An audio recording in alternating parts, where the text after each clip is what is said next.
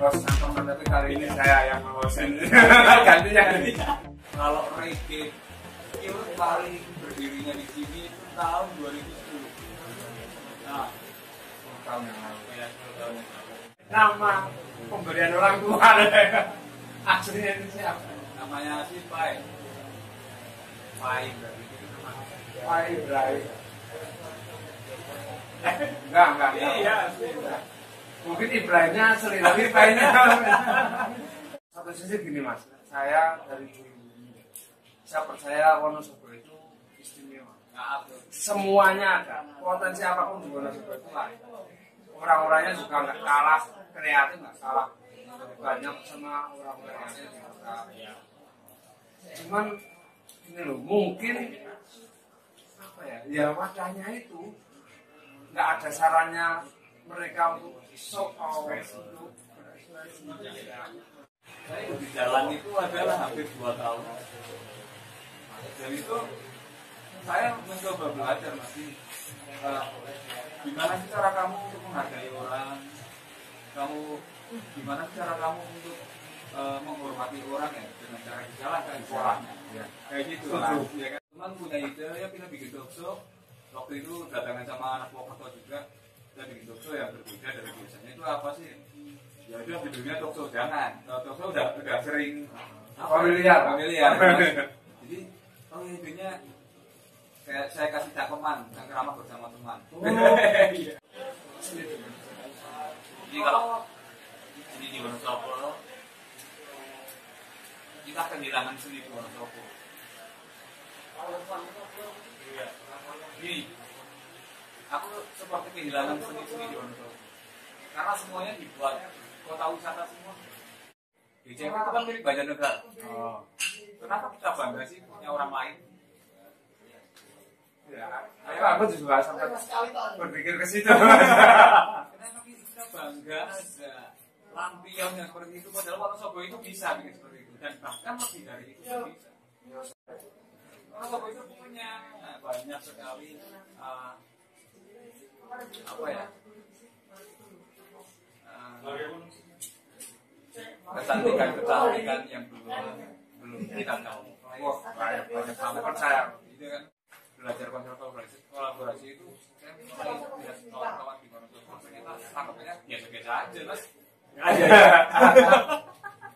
Malah justru yang besar-besaran acaranya orang lain. Virtual seperti itu di CF bisa dicoba sama seluruh masyarakat. Iya. Balik tadi kayak tadi loh. Gak akan pernah maju kalau kita punya rasa. Kalau kita sudah punya rasa memiliki, Wonosobo sudah merasa dimiliki oleh mereka, kemudian mereka akan punya wadah tersendiri dengan ide-ide cemerlang mereka. Ente udah senior, sudah sering ikut festival, sudah ikut sering parade mungkin tahun 90-an sampai 2000 berapa ya. Loh, kan mereka yang kecil-kecil ini ketika mereka tidak mengenal festival itu apa, pokoknya diajak kepada mereka untuk meluapkan isi hati mereka, karya seni mereka. Karena Tuhan juga mendengar doa kita kok. Tuhan juga mendengar semua kemauan kita kok. Walaupun belum terrealisasi, ya Tuhan belum menghendaki. Udah gitu aja. Mungkin nggak suka sama kepribadian saya atau saya sebagai mentor itu nggak masalah karena mereka yang memilih saya, mereka itu nggak bisa apa-apa. Buat teman-teman nih yang ingin mengikuti acara Cangkeman ini bisa di mana sih Mas? Oke dan buat kawan-kawan penggiat seni khususnya di Wonosobo ataupun di luar seniman, di luar yang mempunyai karya seni atau mungkin mohon maaf atau mungkin bekerja malam atau mungkin ya mungkin mereka menyebutnya seniman juga, tapi silakan datang ke CD Pausta di Kalibeber. Jadi acara Cangkeman setiap 1 bulan sekali kita bakal bahas dengan narasumber yang berbeda setiap bulannya dan mungkin akan selalu berkesan yang sudah datang dan yang sudah hadir di acara cangkeman saat itu juga. Itu seperti itu. Dan jangan lupa follow IG-nya Fausta Garage Gede Fausta Garage, dan juga Instagram Cangkeman dan Facebooknya Cangkeman. Cangkeman gitu ya. Cangkeman Cangkeraman teman-teman. Ya.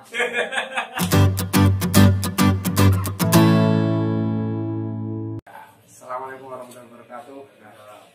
Bertemu lagi bersama saya Ari Fauzi di Studio AF23. Saya yakin teman-teman udah banyak yang tahu nih siapa orang yang di samping saya nih. Mas Pai. Ya. Sehat juga, Mas. Alhamdulillah sehat. Lama nggak jumpa, terakhir kemarin. Iya. Acara Cangkeman. Acara Cangkeman, betul. Ini sebelumnya nih Mas nih, katanya Cangkeman hari ini banyak yang nunggu juga gitu. Ya, jadi kan kemarin ada kesalahan teknis, sebenarnya kan hari ini, cuman karena ada kendala lockdown, jadi kita undur nih. Harinya kita undur karena biar enak sih, maksudnya kalau udah nggak lockdown kan nanti lebih ramai dari sekarang. Mikir itu seperti itu aja. Tapi kalau sekarang lagi lockdown, kita menghormati aja yang kayak gitu. Jadi dipending dulu ya. Saya teman-teman udah banyak ilmu. Karena kemarin juga sempat yang waktu di Narung saya ambil waktu sesi tes budaya itu. Iya betul.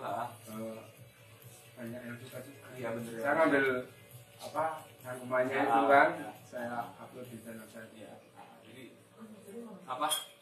memang kalau Cangkeman ini kan, kalau versinya saya sama teman-teman itu pengobat pelipur lara setelah dulu Garuda Alves.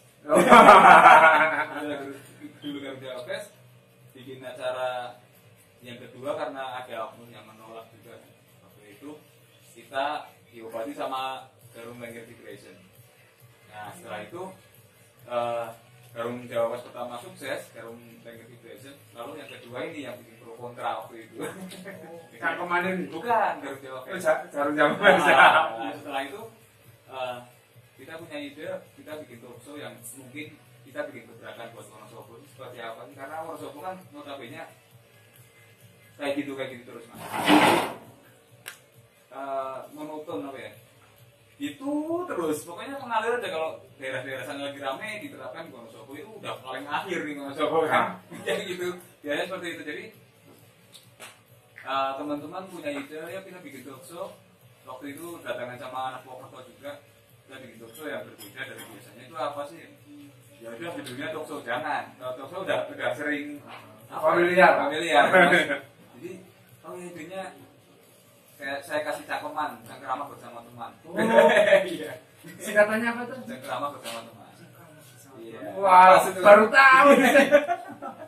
Jadi Cangkrama bersama teman, jadi kita kumpulin orang-orang yang kemarin di Garum Jawa Fest buat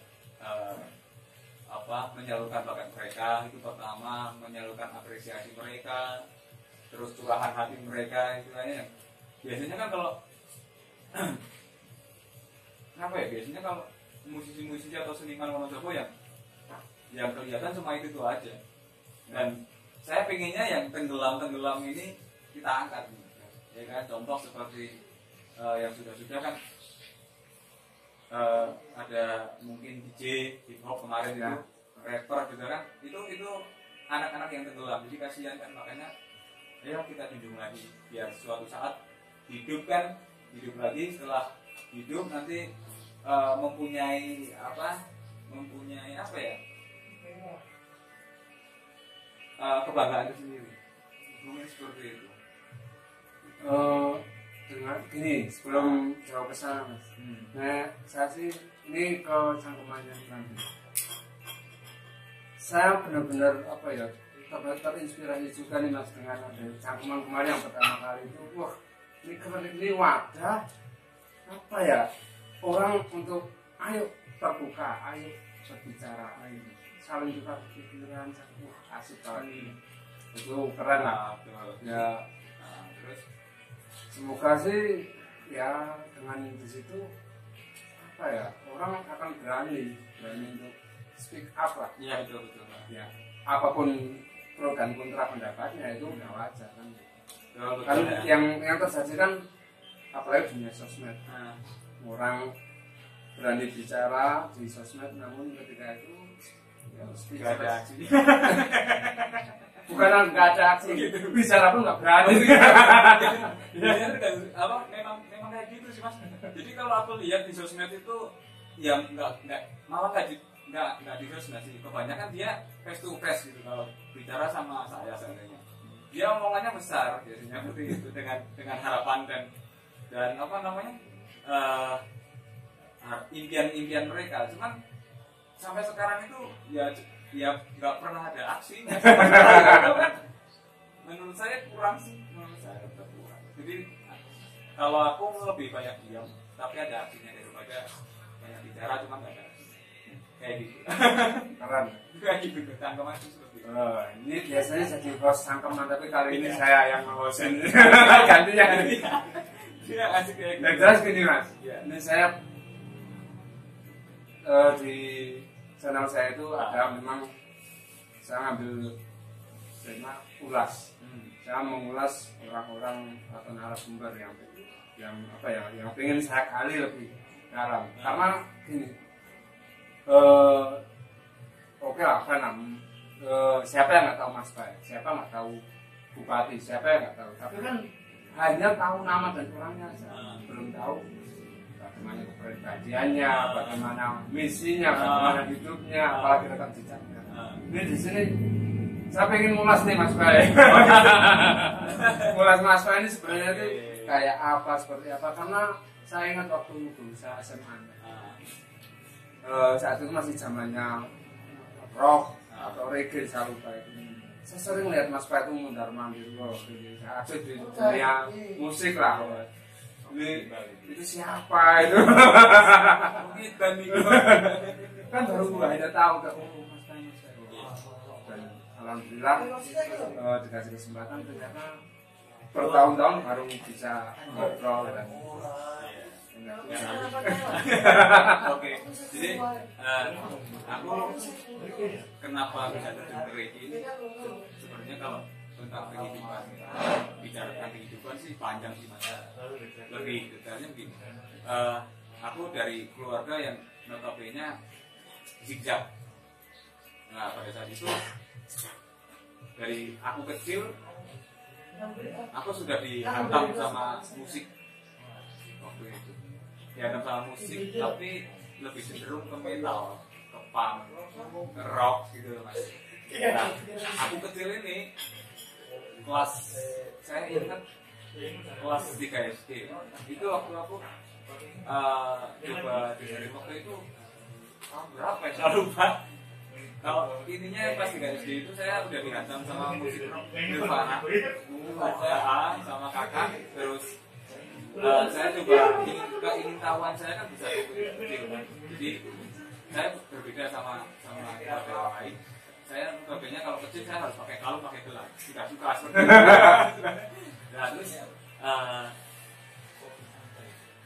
lanjut kelas 6 sampai saya tahu metal, ini tahu pop, ini tahu reggae, ini ska, ini rocksteady, ini dub. Nah itu saya mulai belajar di kelas 6 kayak gitu. Jadi dari situlah saya mulai ini Mas, mulai melawan ketika saya ketika saya tidak disetujui sama orang tua. Kamu nggak boleh apa namanya, kamu nggak boleh bermain musik, kamu nggak boleh gondrong, kamu nggak boleh pakai kalung karena kamu iya seperti itu Mas. Itu kelas 6 SD loh, aku sudah seperti itu. Dan kelas 4 SD itu kamu sudah pacaran aku itu soalnya 4 SD ya, 4 SD lah waktu itu aku tetap serius itu. Jadi kelas 4 SD aku sudah pacaran, sudah mengenal cewek juga. Jadi dari apa ya, musik itu aku semakin merasa dewasa itu, dewasa ini. Itu apa? Ini menarik nih. Nah. Dari keluarga kan nggak menyetujui saat itu ke dunia musik. Keluarga juga agamis atau memang punya sisi pandang? Bukan sih mas, lebih cenderungnya gini, ibu bapak itu kan notabene kan orang yang nggak suka dunia seperti itu. Dan entah saya lahir dari bakat siapa saya juga nggak tahu. Tapi tahu-tahu aja kelas 6 SD sampai kelas 1 SMP karena waktu itu 6 SD saya sudah mulai menyukai musik itu kan, musik terus sampai kelas 1 SMP. Waktu itu saya mulai ini mas bangkit terus. Di sisi lain keluarga saya tidak menyukai saya sama sekali. Sama ya. Iya. Saya juga. Kayak gitu juga ya, sama ya. Jadi nanti SMP saya sudah mengenal minuman keras, saya rajin membolos, rajin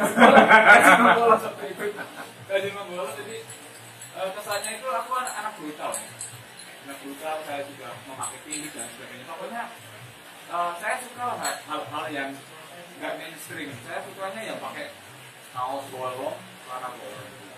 Kayak gitu, jadi aneh gitu, nggak sepadan sama anak-anak lainnya. Padahal kan harusnya kan yang lain kan rapi, kan, nggak mau nal cewek ya. Cewek kan udah lihat, wah buset ini masa pacaran siapa itu. Iya betul. Tapi entah kenapa sih waktu itu ada jadi cewek. Terus pas di SMP aku mulai musik, aku mulai ngeband juga. Waktu itu rock, lebih cenderung ke rock, terus punk.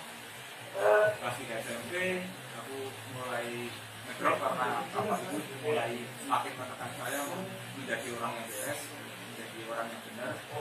Walaupun saya tidak nyaman dengan aturan itu, ini bukan saya itu. Pas SMA aku mulai dengan yang nakal yang nggak jelas, nggak karuan itu aku udah mulai. Terus saya SMA hampir 5 tahun atau 6 tahun. Masa? Ya. Aku kelas 3 SMP aku sudah di jalan. Aku sudah belajar ngamen karena notabene Kurt Cobain. Karena aku kan istilahnya Kurt Cobain. Kurt Cobain sudah jalan dan aku ya hampir mirip sama Kurt Cobain secara hidupnya. Hampir. Walaupun banyak Kurt Cobain. Tapi tetap aneh mas, kalau lihat di dunia masa saat itu ya SMP itu ya sudah mulai ngamen. Gila itu. Aku kelas berapa ya? Kelas 3 SMP itu. Aku udah ngamen. Jadi jujur waktu itu SMP itu 2 tahun, 3 itu sampai 2 tahun waktu itu kalau salah. Aku keluar sekolah, aku ngamen. Jadi aku ditinggalkan sama anak anak muda. Kamu ikut aku aja. Dar, aku udah malas sekolah apapun. Saya ikut di jalan itu adalah hampir 2 tahun. Dan itu saya mencoba belajar mas ini. Gimana sih cara kamu untuk menghargai orang? Gimana sih cara kamu untuk menghormati orang ya dengan cara di jalan dan di sekolahnya? Ya. Kayak gitu lah, ya kan? Nah, kalau itu waktu SMA itu mungkin udah satu SMA waktu itu karena aku udah terlalu lama di jalan, jadi saya sampai nggak ingat aku kelas berapa waktu itu kan. Saya ingat saya sampai dulu di Jogja itu zaman itu aku benar-benar merasa ini duniaku gitu. Misal masa lalu sekarang nih saat ini karena nggak ada yang perlu disesali karena apa ya, belajar itu nggak harus di sekolah ya. Belajar itu kalau belajar di sekolah hanya kamu pinter, kamu dapat ijazah udah.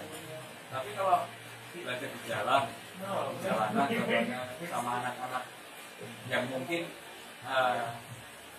yang basicnya pengamen atau mungkin seniman lukis dan tato dan lain sebagainya, itu kan saya ketemu semuanya, bahkan waria, bahkan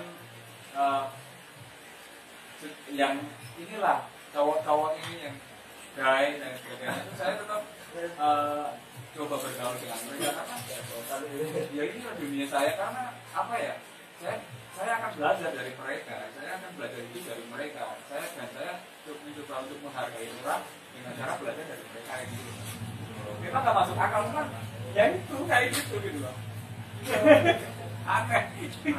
Ya, karena sebenarnya juga saya dulu saya juga SMP-nya di Jogja, di Krapiak, selatan, alun selatan. Saya di sana di pesantren tapi ya Ngamen juga.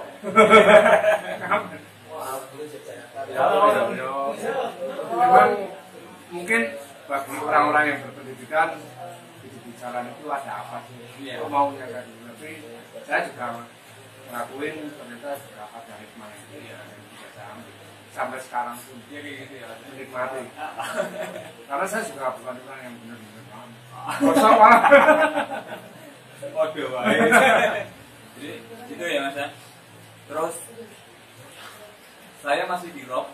Saya selama 2 tahun di jalan, saya mengenal anak UGM. Itu anak Purbalingga sama Purbalingga, saya masih ingat. Dan saya dikenalkan sama anak NTT, itu cewek. Kamu sering ngamen di daerah Beteng, Malioboro itu apa ya? Terus kamu ikut aku ke pelataran UGM waktu itu hari Sabtu sama Minggu. Jadi aku tidurnya di kelas teman itu, saya sampai lupa sekarang namanya siapa. Mana udah lama lah. Nah, pelataran UGM kan kalau Sabtu Minggu kan kayak awal baru Joko rame. Nah di situ saya mulai ngomong dulu, saya mulai dikenalkan sama kamu Jimbal. Itu saya dibikin sama siapa ya Bu Marley, karena aku kecil dulu pernah dikasih kaset teman itu dari Jambi. Saya masih kecil dulu Mas. Ini disimpan baik-baik, suatu saat kamu pasti suka. Pesennya kayak gitu. Padahal belum tahu itu. Aku masih ingat ya, itu apa aku tuh Mas? Kamu simpan, suatu saat pasti kamu suka. Ini lagunya Bukman. Nah terus disitulah aku mulai tahu, mulai belajar. Aku juga sama anak-anak yang apa namanya, dia cinta reggae bener-bener gitu lah. Ada dari Papua, NTT, dan aku dikenalin sama orang-orang yang dari malah bukan dari orang Jogja, dari orang-orang semua yang cinta reggae di situ. Nah setelah itu ya, saya mulai belajar tentang reggae. Reggae itu seperti apa sih? Reggae itu siapa? Terus ada merah kuning hijau itu apa? Itu kan saya belum tahu kan. Nah, saya mulai ngulik di situ.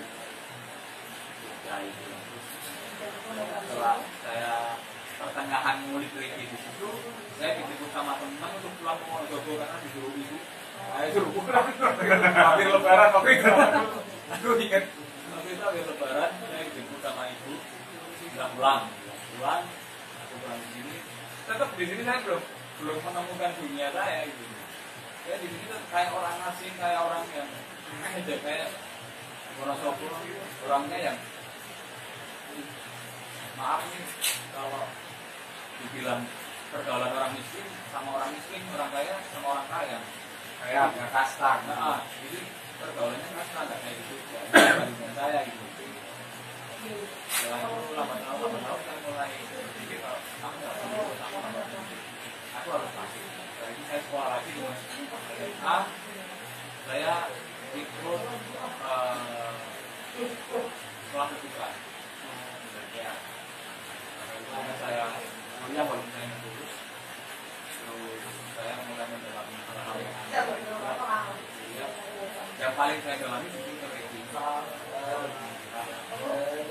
Ini saya sampai sekarang. Karena ini dunia saya di reggae.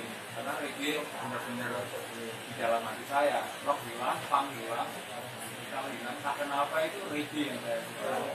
Itu di Jogja itu tahun 2003 2004. ya sekitar 2004 lah. Jadi di Jogja saat itu ya wis Semarang. Udah. Kalau saya di sana 98. Malah udah mulai masuk musik-musik reggae, rasa itu nah, 98. Nah, nah, terus kan saat di Jogja itu Wonosobo belum mengenal itu reggae. Tahu nggak mas musik reggae itu masuk Wonosobo gimana awal? oh itu. Jadi kalau sebenarnya sudah masuk lama mas. Itu tahun 2009. Jadi waktu itu Jarum ya. Sempat ngadain acara di tahun lalu. Itu dihadiri sama Kontrarasta. Akhirnya di sini ada Rasta itu waktu selain tahun berapa saya tahun 90-an berapa itu mulai muncul Rasta-Rasta itu. Ada Rasta Bares, mungkin kelompok itu ya mungkin orang-orang bersatu ya bikin komunitas Rasta itu. Saya kurang paham atau saya kurang apa saya kurang paham jadi kalau reggae pure paling berdirinya di sini itu tahun 2010. Nah, 10 tahun yang lalu. ya 10 tahun yang lalu. Itu komunitas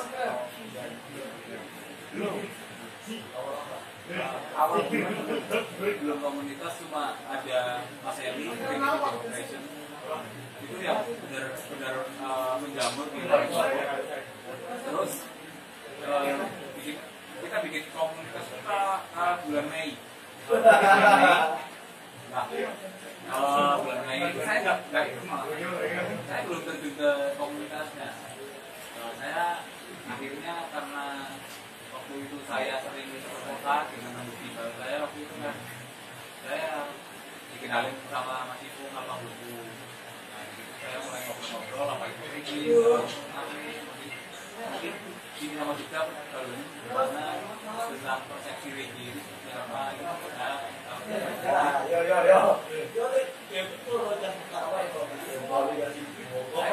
mulai oh ya ini pas nih sama impian saya waktu dulu itu mas ini pas ya orang itu saya mulai masuk ke komunitasnya dan mulai olah apa namanya anak-anak kayak gitu. Oh iya, Mas Pak ini asli namanya siapa sih Mas? Aku nggak tahu. Aku payah juga. Mau nggak main ya. Ini namanya aslinya itu siapa nih? Nama pemberian orang tua. Aslinya itu siapa? Namanya si Pai. Pai berarti itu nama. Pak Ibrahim. Enggak. Iya, asli. Mungkin Ibrahimnya asli, tapi Pak-nya Nama aku asli TV. Keren. Kekinian banget. makanya aku nggak tahu kekinian aku berubah namanya jadinya Pak siapa yang Pak Bakui Bakui kan artinya papa yang indah karena indah kan kalau Bakui itu kan dari Pulau Gading itu apa namanya siapa Papa Blodi dikatakan Papa Bakui itu inspirasi ya Pak Bakui aja Facebooknya kan Pak Bakui jadi kan teman-teman kenal saya itu cenderung lebih ke Facebook dengan nama yang seperti itu gitu akhirnya menjawab Orang lupa nama aslinya. saya juga lebih nyaman dipanggil saya daripada nama asli karena kalau nama asli kekinian ke anak-anak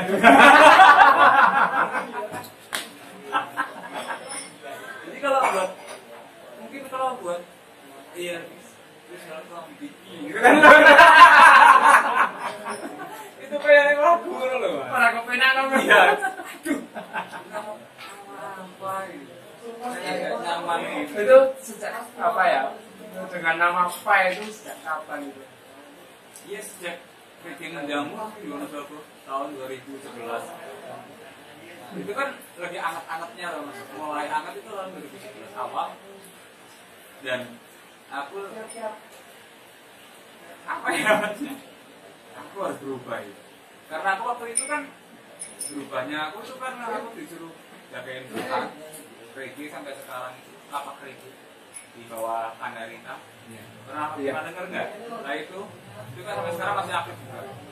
Nah jadi di situ aku mulai mengenal anak-anak reggae dari kecil, dari SMA, SMP, SD itu di situ semua di Mas. Dan saya bahasa Jawa ini ngomong. Jadi kalau nggak pada belajar di sekolah, bolosnya pada ke situ larinya. Jadi kayak aku di situ kayak guru. Jadi kayak iya. Jadi kan itu saya. Termasuk Ivan, termasuk anak-anak yang kemarin datang ke sini itu kebanyakan anak-anak reggae Mas. Justru anak-anak yang suka anak-anak hardcore itu kebanyakan anak reggae gitu lah. Dan lapak itu menjadi sejarah menurut saya. Terakhirnya reggae, lahirnya Wonosobo reggae satu itu menjadi sejarah, menjadi wadah di situ karena saya benar-benar maaf Mas tanda kutip saya nggak artis nggak artis saya nggak mau. Saya lahir dari komunitas WRB, saya harus bisa karena saya lahir dari komunitas WRB, komunitas reggae di Wonosobo, saya harus bisa ngayomi mereka. Karena apa? Karena lagu-lagu reggae itu nggak langsung ke umum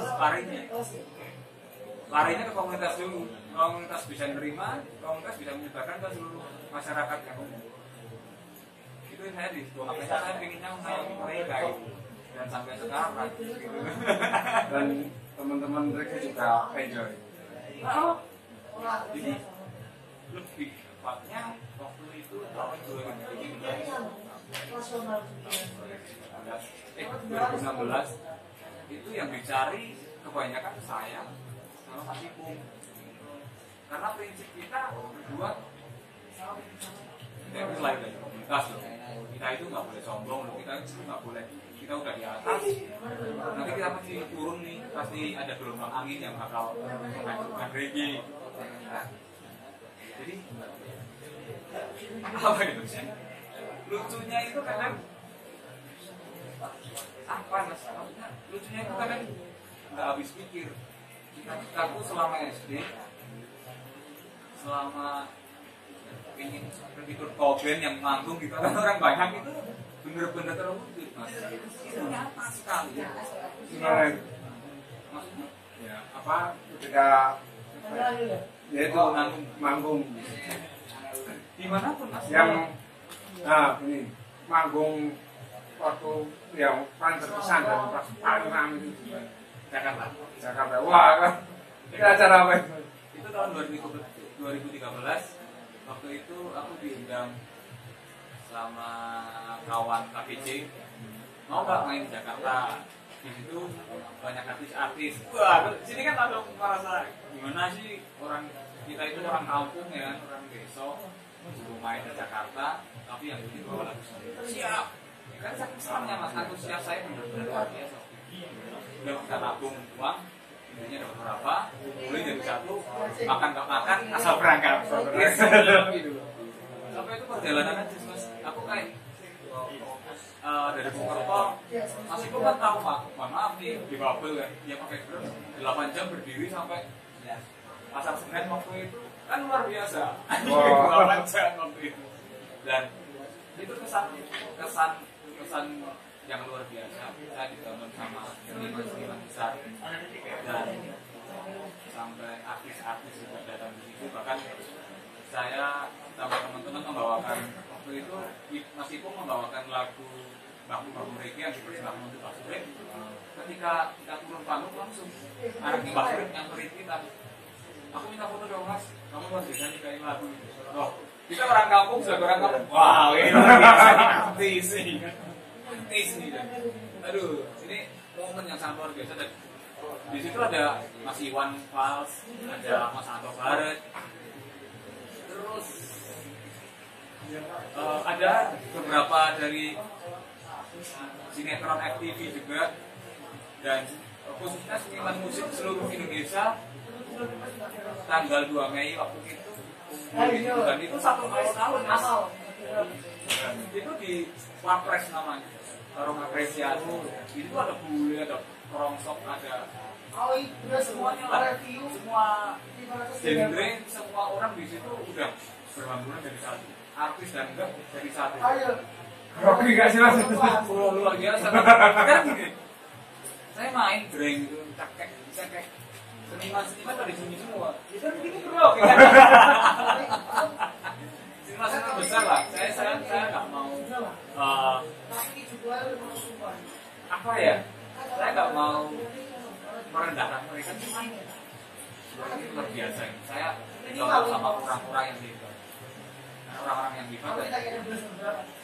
apa ya mas aneh sih aneh aku bisa kebayang itu waktu itu kita tanpa uang kita tanpa makan udahlah nanti yang penting kita happy di sini terus kita nggak mikir dibayar berapa karena memang nggak dibayar kan waktu itu karena itu seluruh Indonesia mas musisinya itu seluruh Indonesia yang saya musisi yang dari luar kota malah justru apresiasi sama kita karena kan kita waktu itu kan sore kamu dari mana dari Wonosobo terus mereka malah menyambut dengan baik gitu luar biasa kamu karena basicnya Mas Ipung yang bagus nyanyi yang bagus seperti itu kan luar biasa dan jarang-jarang di sana baru pertama kali dia seperti itu dia menyanyikan reggae di kelas sendiri kan itu indah banget menurut saya indah banget gimana ya kita juga tidur di saungnya Mbak Surit ya kita dapat tempat di situ ya kita juga bagus merasa bangga juga akhirnya kita tempat sowan juga di makamnya Mbak Surit waktu itu belum ya jadi ke Mbak Surit dari situ dari Jakarta kita pulang iya ya aku nih kalau aku menjadi artis aku punya hubungan diri di kota saya sendiri ya, ya. Aku tuh bukan siapa-siapa tapi aku dianggap tai siapa itu aku bukan siapa-siapa makanya aku selalu di seni itu kamu jangan merasa profesional kamu juga jangan merasa kamu paling pintar karena setiap kamu sudah merasa profesional berarti kamu takut salah masuk nggak ya kan tapi karena kalau kamu ini kamu masih merasa amatir kamu akan pernah salah masuk nggak jadi kalau kita bermain musik kita sudah profesional kita sudah hebat kita akan takut salah walaupun itu satu kunci tapi kalau kita dengerin orang yang masih amatir dia nggak akan pernah takut salah walaupun jelek pun kamu tetap dengerin mereka dia nggak mau tahu bodo amat kamu mau menikmati musik saya atau enggak itu orang-orang yang amatir seperti itu nggak takut salah makanya oh iya ya berarti aku masih amatiran nih karena nggak pernah takut salah kecuali saya takut salah berarti aku sudah profesional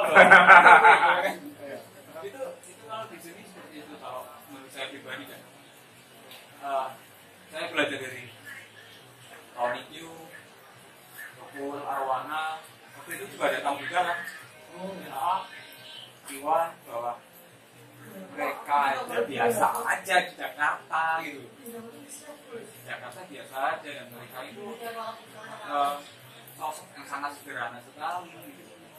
Terus saya mengenal kembali di Lebih Kempot Mbak Surit kuncinya itu cuma satu dalam berseni mas ikhlas ya tapi juga nggak realita itu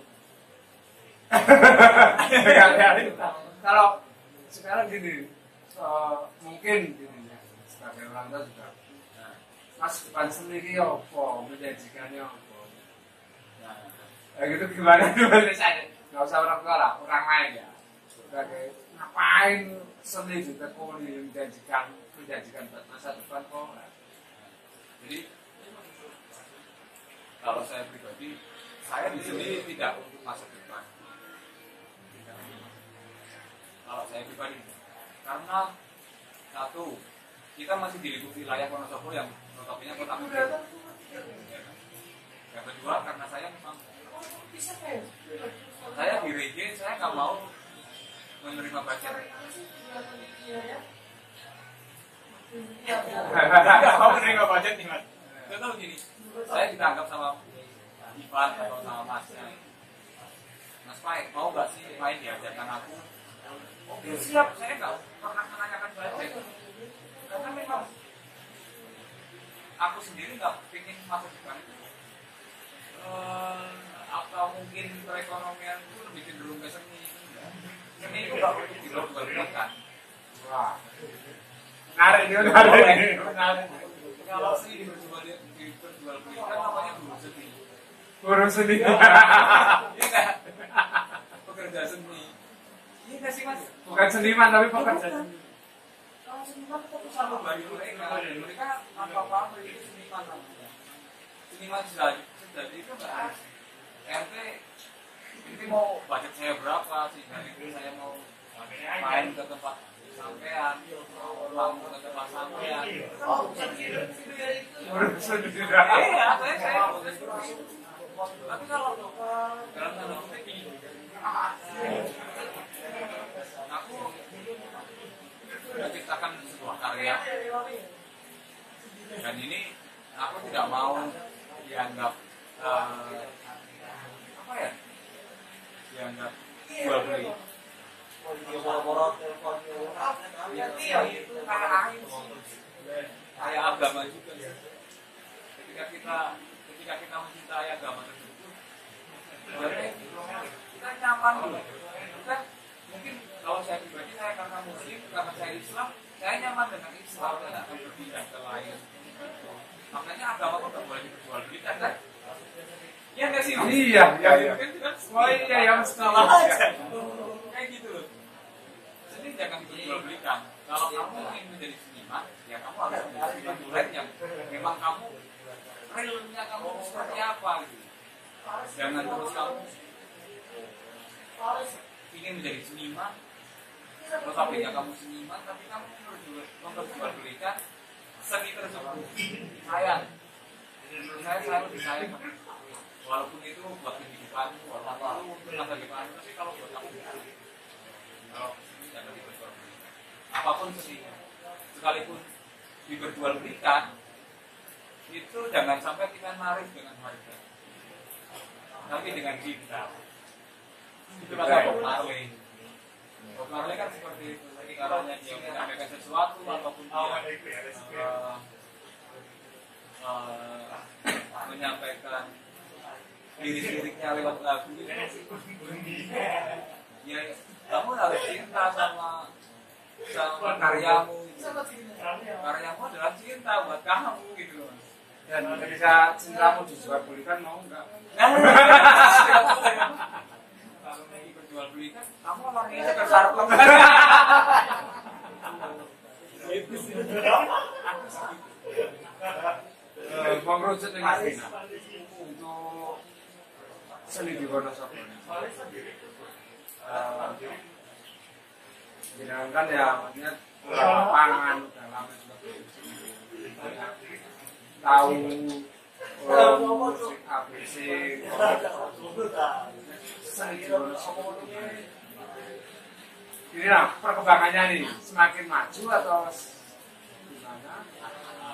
Seni apa dulu? Seni, ya seni apa semua? Seni yang gini. Kalau aku ini saya minta sisi pandang dengan bukan pada orang yang apa yang tapi jangan sebut saya tokoh. ya yang oke lah kan Jangan sebut saya tokoh seni. ya persepsi dengan untuk seni di Wonosobo. Jadi kalau seni di Wonosobo, kita kehilangan seni di Wonosobo. Iya. Gini, aku seperti kehilangan seni-seni di Wonosobo. Karena semuanya dibuat kota wisata semua. Dan aku kehilangan seniman-seniman Wonosobo karena mereka cenderung lari keluar kota dan menunjukkan Wonosobo-nya. Iya, iya, iya. Itu fakta itu. Iya. Ya aku harus ke Jogja lah biar berkembang, aku harus ke Jakarta biar aku berkembang. Tidak begitu. Kamu tetap di Wonosobo karena ini tanah di sini dan kita akan ini loh tanahmu yang melahirkan karyamu, bolehlah kamu sertakan ke Jakarta, mungkin keluar kota, mungkin dari internasional, apapun itu. Tapi kamu jangan ikut ke sana. Kamu akan menghilangkan ciri khas kamu di Wonosobo. Tapi nggak menjanjikan mas. Untuk berkali ya berkali. Maksudnya kejenjang lebih level ya lebih tingkat. Contoh kayak ini ya, kayak mungkin mencari nafkah atau Ya mungkin sebenarnya kalau kehidupan. ya memang nggak akan pernah menjanjikan mas. Kalau memang kita harus hidup idealis. Coba kalau kita hidup dengan rasa gitu, kita hidup pengolahan dan pola pikir kita, sudut pandang kita kepada kita belajar sampai mana aja lah, kita belajar nggak ya bagaimana. Nah gini, akan menjanjikan lagi kalau kamu ingin dikenal sama luar kota tadinya ya, kamu hasil karyamu nggak perlu orangnya, nggak perlu orang yang jauh-jauh ke sana kemarin, nggak perlu. Mereka yang akan mengejar kamu. Tapi kadang yang saya share dengan orang-orang yang sudah mengatasnamakan kota lain, mereka tuh punya kendala, mungkin dari dukungan atau sarana atau mungkin ya apa ya sistem di Wonosobo-nya. Makanya mereka melangkah. Tidak beda gini mas, ketika Wonosobo kurang lahan lowongan, ya udah saya harus sudah keluar. Ketika saya sudah berhasil di luar, ya, ngapain saya balik ke Wonosobo? Iya, cuma gini loh mas. Coba kalau pola pikirnya mereka pakai rasa, pakai kalau mereka bakatnya apa, kalau mungkin bakatnya ke lukis, seandainya saya yakin dan mungkin saya mengenal Mbak Pun juga yang notabene mungkin yang masih di sini walaupun pengalamannya mereka juga menjadi sumber kehidupan sih di sini. Lukis itu satu, yang kedua almarhum Pak Dede waktu itu saya belajar dia orang Bandung yang malah justru mencintai Wonosobo sehingga dia menetap di Wonosobo. Salah ya? Penjualan dia seni bonsai ya, dan bahkan dia orang yang hebat karena sering jadi juri ya. Saya belajar dari situ kan dia sering main ke rumah dia anggap aku nggak perlu kemana-mana, hasil karya aku aja yang harus kemana-mana. Ini karya siapa? Saya. Ini karya siapa? Kalau mau sumber kehidupan kamu pasti makan, kamu nggak akan mati kok. Kecuali kalau kamu mencari kekayaan itu kamu ngepet, kamu muyul aja. Kayak gitu mungkin itu dasarnya. Kalau secara luas gini mas, ini kita nggak ada wadah, ya kita mulai bikin wadah. Ya. Mungkin saat mungkin ya mereka orang-orang yang sudah memutuskan mungkin wajahnya sarananya itu ya satu sisi gini mas, saya dari dulu saya percaya Wonosobo itu istimewa, semuanya ada, potensi apapun di Wonosobo itu lain, orang-orangnya juga nggak kalah kreatif, nggak kalah banyak sama orang-orang yang juga cuman ini loh mungkin apa ya wadahnya itu nggak ada sarannya mereka untuk show off untuk jadi mau nggak mau sebenarnya kalau wadah itu banyak mas. Mereka tinggal mereka PD atau enggak, atau mereka bergerak ke seni pakai rasa atau enggak. Kebanyakan berasa sih. karena saya ya itu tadi mas tanya mas itu tadi kan memang itu sebuah wadah. Nah, itu satu. Yang kedua, memang kita memperkenalkan diri. Ini loh Garuda Fest yang suatu saat menjadi wadah kalian semua berekspresi, semua menumpahkan semuanya karya-karyamu itu di Garuda Fest. Itu pun masih dianggap nggak benar, walaupun kita nggak ada untung sama sekali kan. Nah, itu apa ya? Wonosobo kurang ide-ide yang cemerlang sih, lebih cenderung ke mainstream. Itu saya yakin, karena itu saya yakin seperti itu. Dan idealisnya kawan-kawan yang mungkin lebih cenderung ke materi itu saklek, jadinya ke saklek mas. Jadi dia kalau nggak mau aku undang atau apa, mereka pasti tarik lu berapa nih, undang gue ini. Jadi kalau diundang ya penting AO ya. Yang penting aku silaturahminya kan kalau jangan sampai kita menyombongkan diri kita itu paling hebat. Terus kita udah go internasional kayak kita itu ke mana luar kota manapun itu kamu masih di Wonosobo lingkupnya, dan kamu kalau nggak bisa menghidupkan Wonosobo sendiri kamu bakal mati, dan orang Wonosobo nggak akan mengenalmu. Seperti contoh gini, saya lebih baik mengenal komunitas saya, sampai sekarang mereka masih kenal sama saya kok, bahkan masih kenal sama saya walaupun kita baru ngobrol seperti ini, tapi kita nggak pernah tahu mereka go internasional kayak mereka mau go Jogja, Jakarta, mereka nggak akan pernah dikenal di pribumi sendiri. Saya nggak bangga mereka dikenal di luar karena kehidupan mereka terlibat di sana lebih keras dari kami. Itu udah pasti, karena saya udah dapat kunci-kuncian seperti itu ya. Nah itu kita ketutup sama orang-orang yang ada di sana. Kalau kita nggak bikin sesuatu yang baru di kota kampus sendiri, mengangkat nama Wonosobo sendiri, ya kita bakal seperti ini terus sampai kapan? Kayak gitu sih. Tapi gini mas, tidak sedikit beberapa komunitas atau apa tuh nggak tahu, mereka itu nggak tahu wadahnya atau memang mereka pernah trauma sulit mencari wadah.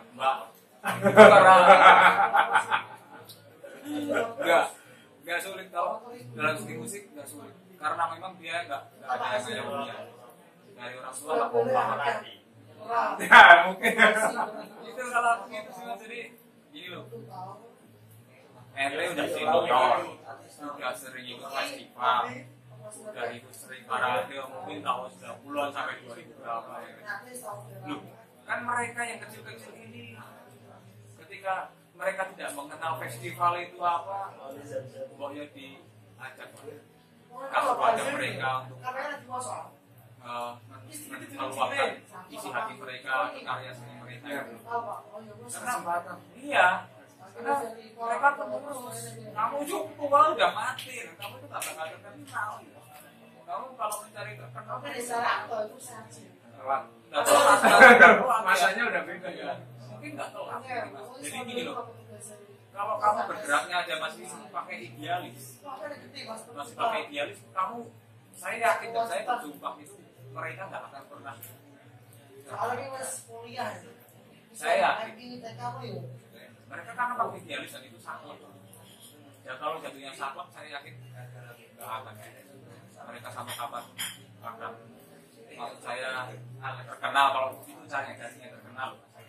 Tapi kalau dia sadar diri, aku udah tua, aku harus merangkul kawan-kawan yang masih muda, mungkin ingin les kawan-kawan yang mungkin gampang lah, yang belum bisa kita, saya ajar kita. Sebuah nurani yang harus bergerak sebenarnya, nurani dan rasain tadi mas, rasain tadi itu harus apa namanya, harus diterapkan di sini. berarti secara tidak langsung berarti ini mas bahasa regional berarti di sini juga masih ada bahasa senior dan junior. Ada, tiap komunitas ada, dan itu saya nggak suka. Saya di komunitas sudah lama dan saya menawarkan komunitas saya juga seperti itu, dan terkadang aja Regi sama Regi itu berantem karena dia merasa senior dan junior, apalagi komunitas-komunitas lain. Mungkin saya sama Masnya nggak terlalu dalam mengetahui proses ABC, ya kan? Cuman kalau kita melihat dari yang kita tahu aja gitu, kayak Regi pun seperti itu, yang lain seperti itu, akan merasa seperti itu. Kesombongan itu nggak bisa dilihat kan, kayak gitu sama nggak bisa dilihat. Kalau dia merasa, oh itu biasa wae, aku biasa wae, tapi yang dia tuh orang lain, kamu nggak sombong, kamu lihat kamu itu idealis orang lain. Kayak gitu masalah asli, makanya lahirnya dari Colokes, lahirnya Lengger Vibration, karena aku nggak mau Lengger selalu dicap besok. Ya, selama ini Lengger dicap besok kok, bahkan panggungnya pun gitu-gitu aja. Nun sewunya dalam tanda kutip memakai bambu dan yang itu konsepnya. Tapi saya pengen Lengger itu punya suasana baru. Seperti apa? Kita bikin event Lengger waktu itu sampai jam 2 pagi dan yang nonton full itu sampai ibu-ibu pakai sarung, pakai selimut, dan itu masih ada fotonya, itu dokumentasinya, dan apresiasi yang luar biasa waktu itu sama warga Garung terutama. Kapan ada lagi setelah oke Lengger, aku bikin event Lengger terus saya bikin bicara fest yang kedua. Nah ini mas, usaha kita di Garung Jawa yang kedua ini sebenarnya bukannya ingin DCF, lebih notabene gini, DCF itu kan milik banyak negara. Kenapa kita bangga sih punya orang lain? Ya, aku juga sampai berpikir ke situ. Kenapa kita bangga ada lampion yang seperti itu, padahal Wonosobo itu bisa bikin seperti itu, dan bahkan lebih dari itu bisa. Kenapa sih Wonosobo lebih mencintai Dienggo Festival yang cuma cukur gimbal, di Wonosobo lebih punya lagi, dan hanya ada di Wonosobo, bukan di Banjar yang orang-orangnya gimbal, dan bukan hanya di Dieng. Wonosobo itu punya banyak sekali apa ya, kecantikan yang belum kita tahu. Wah, banyak banget percaya. Gitu kan. Contoh Garung Jawa Fest nggak mungkin ditolak sama oknum-oknum. Bagi saya ya itu sakit hati. Saya nggak butuh apa-apa sih dari orang-orang di sana, dan itu saya kerjasama sama Net TV, Kompas, dan beberapa media cetak. Waktu itu sempat mengguru saya juga karena acara di gagal. itu dari Net TV, dari Kompas itu nyerang saya. Kenapa acaranya gagal? Ya memang saya belum bisa karena waktu itu luar biasa dari tinggi, dari Jakarta, dari Purwokerto, Solo, Jogja, semuanya mau ke Wonosobo, dan itu luar biasa. Dan saya sampai wow, ini luar biasa itu, hal yang sangat luar biasa. Jadi cuma masalah, mohon maaf waktu itu ada tulisan tato itu, nah itu menjadi serangan yang luar biasa sampai aduh malam sampai ekspres sampai ikut tentang keterlaluan dari Jawa. Buat saya sih nggak masalah itu. Kita pengen menghibur orang yang Wonosobo, pengen membuat wadah yang sangat luar biasa seniman-seniman Wonosobo, tapi nyatanya tetap enggak ya wes lah. kita sholat dari 4 tempat.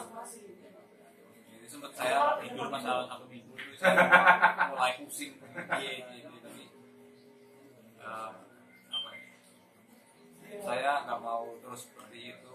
Teman-teman juga terus menyemangati saya. Bagaimanapun juga kan ini adalah sejarah. Ini sebuah sejarah karena nggak akan ada lagi. Walaupun ada lagi dengan hal-hal yang tidak. Entah itu penerus kita, entah itu siapa lagi yang akan meneruskan Garung Fest atau mungkin konsep yang seperti itu, tema yang seperti itu. Karena nggak ada mas. Wonosobo itu belum punya seperti itu. Saya yakin gitu, saya belum Wonosobo belum punya. Belum ada. yang sering bikin keanehan, bikin kegilaan tersendiri ada Garung Jawa Fest. Dan sebelum Garung Jawa Fest aku sempat bikin event reggae namanya konser kolaborasi dan itu menghasilkan konser amal untuk difabel anak kecil. Saya dapat 1 kursi roda dan itu dihadiri sama Agus Bandung namanya Ruth, dan itu saya kumpulkan itu pertama kali dikasih saya untuk seperti di Wapres Jakarta. Saya ngemas teman-teman punk, teman-teman metal, rock, pop, slanker semuanya dikumpulkan dari satu. Itu luar biasa antusiasnya. Nah terus setelah itu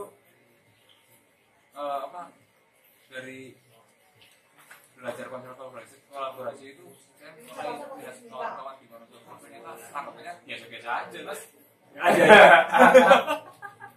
Malah justru yang besar-besaran acaranya orang lain.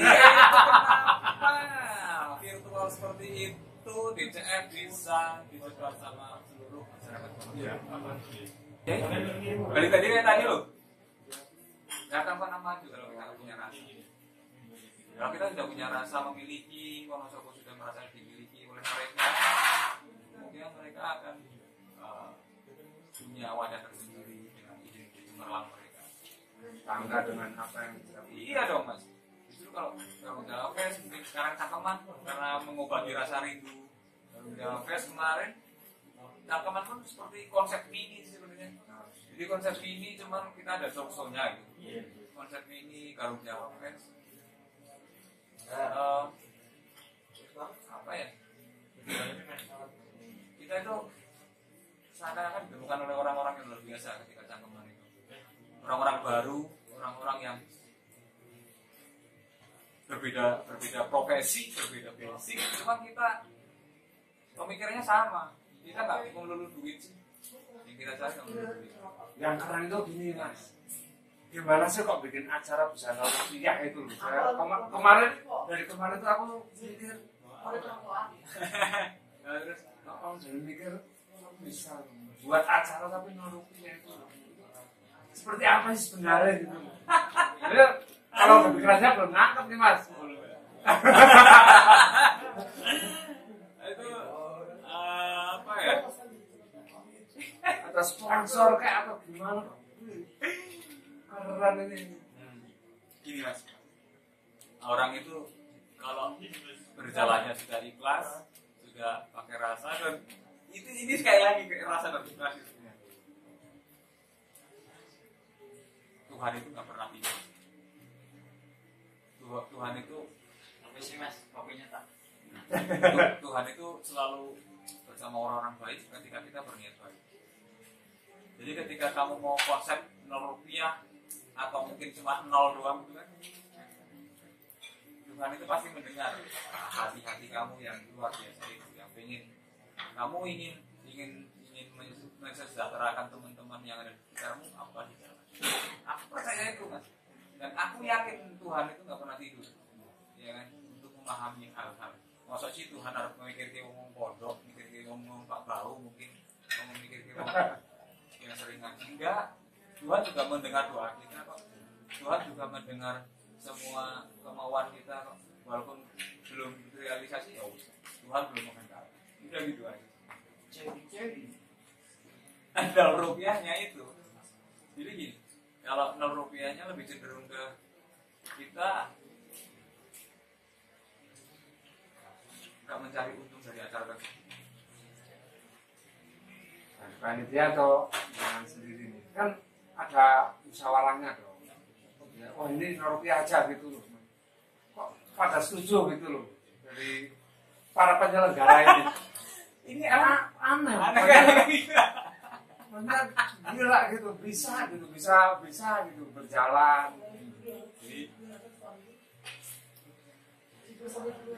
Sorok-sorok kayak acara orang untungin. Siapa sih gelem? Aneh kepong. Aku gini mas, rezeki itu juga ada yang ngatur. Kalaupun nggak sekarang ya besok. Kalau nggak bisa ya besoknya lagi. Ya. Jadi 0 rupiah itu lahir. Kita bisa kok bikin acara yang tanpa duit, tanpa anggaran beratus-ratus juta kayaknya di situ. Ya, kayak di situ beratus-ratus juta dengan konsep yang seperti mewah, tapi nggak ada kesan. Ya kan? Kita bisa karena kita pakai rasa pertama. Aku kenalan sound banyak orang sound. Ini mohon maaf, orang sound banyak yang mereka rela cuma-cuma untuk sekedar memindahkan soundnya. Itu yang pertama. Yang kedua, alat musik. Kita selalu punya donatur sih. Walaupun kita nggak mencari, mereka sudah ada uangnya belum untuk sewa apa alat berapa segini. Ya, kita dikasih. Jadi kayak ada benang merah. Rentetannya seperti itu. Gitu loh mas. Kita seakan-akan Tuhan lagi di kita, ya. Tuhan lagi di kita. Seakan-akan kita dikasih jalan terus.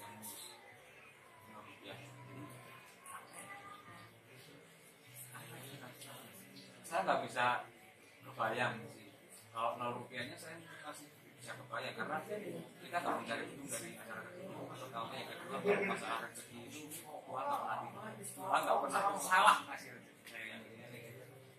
Tapi kalau pas acara itu seakan wow itu luar biasa. Saya dapat apresiasi bahkan sempat konsep itu ditiru sama ayah. Adalah beberapa konsep-konsep yang seperti itu, bahkan 0,00 rupiah. Itu ada mas, itu ada. Ya mereka mungkin hanya Berarti bermanfaat konsep itu kan. Iya, kayak gitu lah. Jadi menurut saya kalau kita masih ingin hidup senang, hidup bahagia, kita harus bisa membahagiakan orang lain. Lagi kita masih hidup, berbuat baiklah sama orang lain. Memberi dulu, yang dapatin kali. Ya, Memberi apa yang kita beri dulu. Betul. Apa yang kita beri dulu, Tuhan itu nggak bakal membalas rasa baikmu itu hari itu juga. Tanpa kita sadari sih, tahun besok, anak itu kita kayak gitu. Risiko kayak gitu, Tuhan nggak pernah tidur untuk kita semua penting cangkeman yang ada. Nggak pernah akan tidur. Saya yakin seperti itu. Oke mas, ini aku tuh pengen berjenjang mas ngobrolnya. Ini asik sih ngobrol kali jenengan.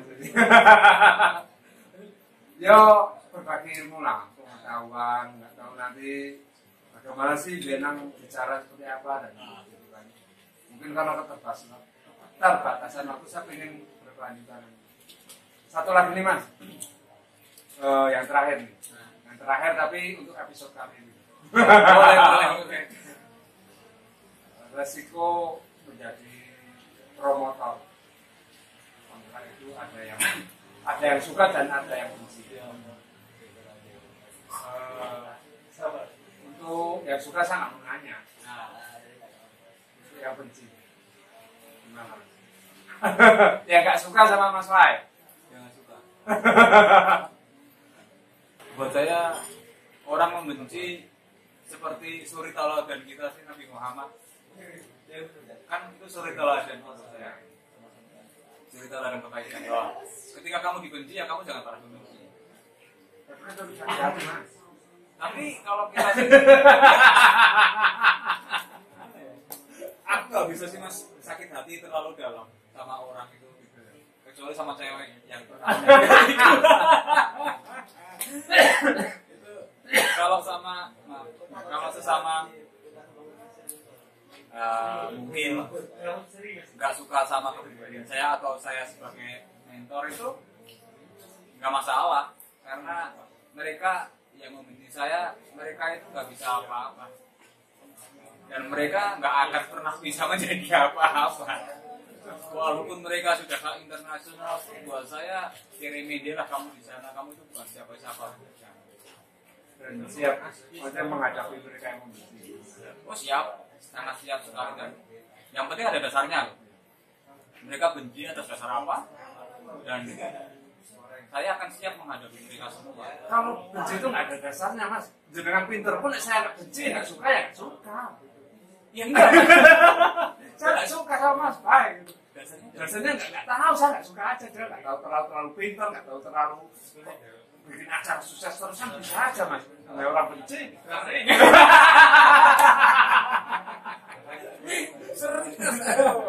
itu kalau saya harus bahas satu persatu yang benci siapa itu udah mungkin satu kitab tapi gini loh, saya cara menyikapinya mereka itu dengan pembuktian selama acara sih. Jadi kayak acara talkshow seperti ini itu pembuktian mereka belum tentu menjadi mentor, atau mungkin mereka belum tentu menjadi membuat acara talkshow seperti ini. Walaupun mereka membuat pun hanya kesannya saat itu juga habis itu oh iya, seperti itu ya. Tapi kalau saya enggak, saya menyikapinya saya dengan aksi yang benar-benar nyata, bukan cuma omongan di belakang. Saya menghadapinya dengan sabar, santai. Kayak di pulau santai, kayak di pantai, saya ingin seperti itu. Oke mas, terakhir lagi. Siap. Buat teman-teman nih yang ingin mengikuti acara cangkeman atau ini bisa di mana sih mas? Oke dan buat kawan-kawan penggiat seni khususnya di Wonosobo ataupun di luar seniman, di luar yang mempunyai karya seni atau mungkin mohon maaf atau mungkin pekerja malam atau mungkin ya mungkin mereka menyebutnya seniman juga, tapi silakan datang ke CD Fausta di Kalibeber. Jadi acara cangkeman setiap 1 bulan sekali kita bakal bahas dengan narasumber yang berbeda setiap bulannya, dan mungkin akan selalu berkesan yang sudah datang dan yang sudah hadir di acara cangkeman saat itu juga. Itu seperti itu. Dan jangan lupa follow IG-nya Fausta Garage Gede Fausta Garage, dan juga Instagram Cangkeman dan Facebooknya Cangkeman. Cangkeman gitu ya? Cangkeman Cangkraman teman-teman. Ya. Nanti sekalian saya update juga teman-teman. Terima kasih Mas Bay. Sama-sama. Ya. Next time aku pengen ngobrol lagi. Oke. Everything about everything. Oh iya. Apa ya? Ya sama orang Jawa. Pokoknya yang belum kita bahas soal seputar ganja. Wah, siap. Tadi aku mau bahas ganja, cuman ring ini. Satu persatu biar saya juga nangkepinnya juga. Oke. Thank you. Thank you. Oke.